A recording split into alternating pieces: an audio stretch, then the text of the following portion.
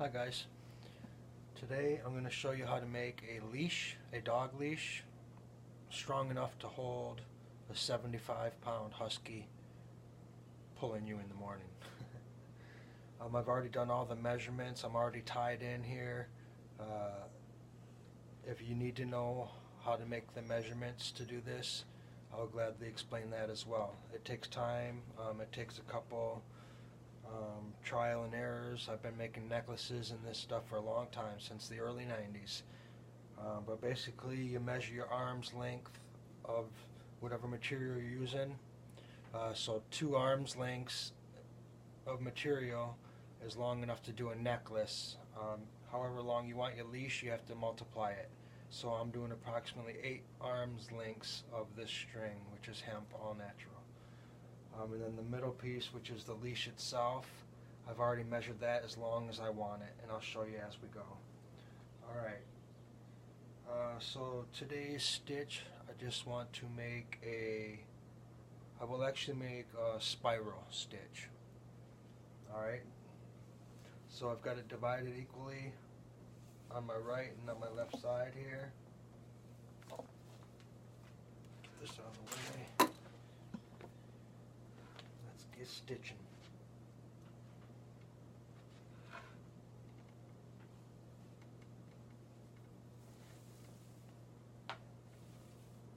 So let me get it started here, and then I'll show you what we're doing here. Put it right back over. So what did I say? We're going to do a spiral stitch, so that's going to be all to the right. And you'll see what I mean. Just pay attention. Can you see me here? Bring it back over. All to the right. Hopefully I cut enough string. That's the thing. You get going and you realize, darn it, you don't have enough, but it is what it is, and I might not. But, so what I'm doing here is I'm going with my left hand, I'm going over the middle.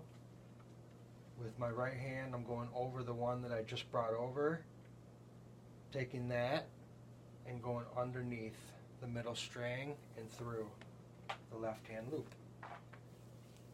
And to form that, it just naturally goes into a circle when you do it that way. If you keep going over and under from your left hand to your right, it's going to form that stitch. Now if you go back over and under to your left, it's going to lay it a flat stitch. That's another day, another story. For today's purposes, get out of there, bear. Hey, come on, leave it alone, buddy. Huskies down there. Knows he's getting a new collar. Come here. Good boy. Alright, keep going. Yeah, I probably didn't cut enough string, but it is what it is. You always add on, but I don't like to. Alright, found me a rat's nest already. Gotta have patience. There we go. Get her through. Alright, what the heck?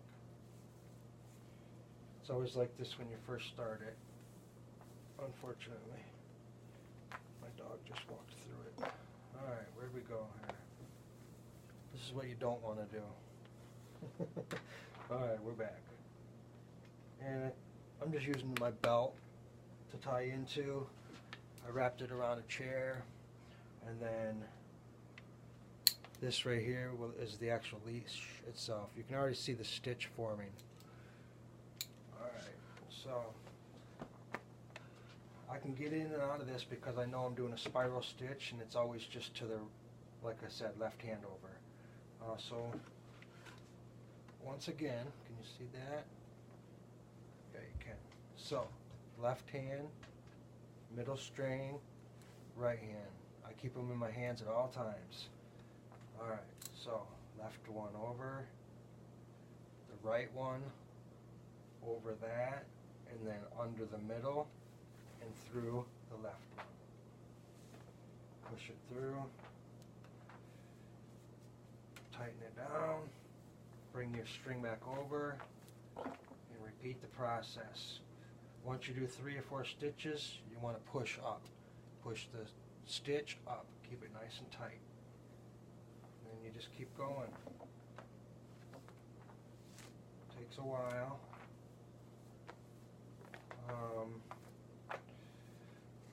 Yeah. Learned this a long time ago in Venice Beach, California, making necklaces back in the day. One of my girlfriends at the time, amazing artist, knew how to do this stuff. And we used to sell them for $5 a pop all day long at the beach. I'd sell them for 10 now, but that was necklaces, not leashes. These I sell for 25 bucks all day. And then I'm just making this for my dog personally because it broke today. He chewed it, the last one. But I put beads in these and whatever, make them with colored string and whatever. There's no limit to what you could do. But I will say that when you're making your measurements, I have screwed up 90% of the time. I've never been good at measuring how much string you need. I always do not enough string. So I recommend you cut more than you need. And then if you don't, when you're doing your weave, if you're already at the length you need, you just cut it and tie it off and you're done. Like now, if I don't have enough, I would either have to tie onto these, which sucks, because it messes with the integrity and the strength of the, the leash. But we'll see where I'm at. Just keep going.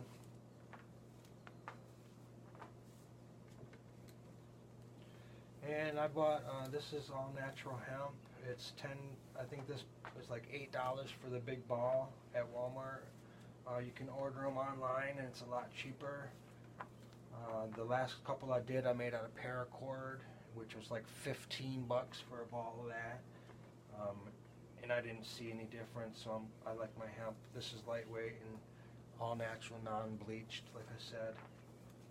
So I know nothing, if it's raining or whatever, nothing's going to drip or, go on to my dogs.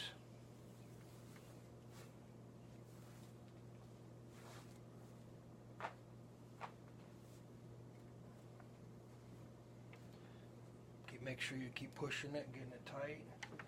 So I'll show you here where we're at. It's already starting to form a nice spiral. I'm tied in, like I said. This is going to be about 3 or 4 feet long, but I can tell you right now I didn't cut enough yarn here. But it is what it is. I'm not going to start over, and at least I'll have something. Because like I said, my dog just chewed the last one about an hour ago. So yeah.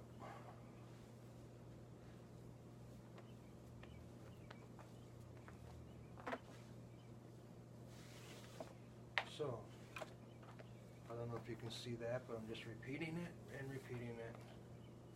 I move quick, I talk quick sometimes, but you go over. So you got your left one in your right hand in your hand, you go over with your left. You go over that string that you just came over with, and then under and through the circle, that hole, because that creates a little loop through there. And then voila. Try to do them as tight as you can.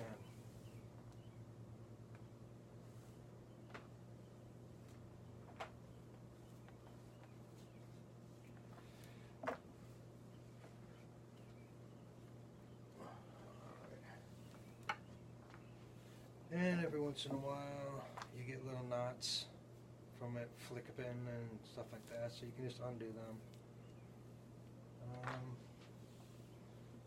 Yeah, I'm looking probably a little short, but I know my middle piece isn't too short because I've already pre-measured that, the length I want it. So this isn't what's going to be short. What is going to be short is not enough string that I cut for my weave itself. So like I said, that's the tricky part. Measuring your length is easy, but measuring how much string you need to fill the middle piece is the challenge. See what I'm saying? I already cut all of this. This is super long. Plenty. And actually this is the end, all the 6 strands. And what I do is I flip them over when I'm getting close to the end and form this loop my hand can go in, and I weave this end.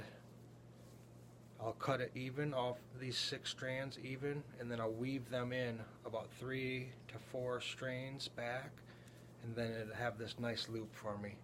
That's how I like to hold my dogs, right like that. But that's why I always cut this super long.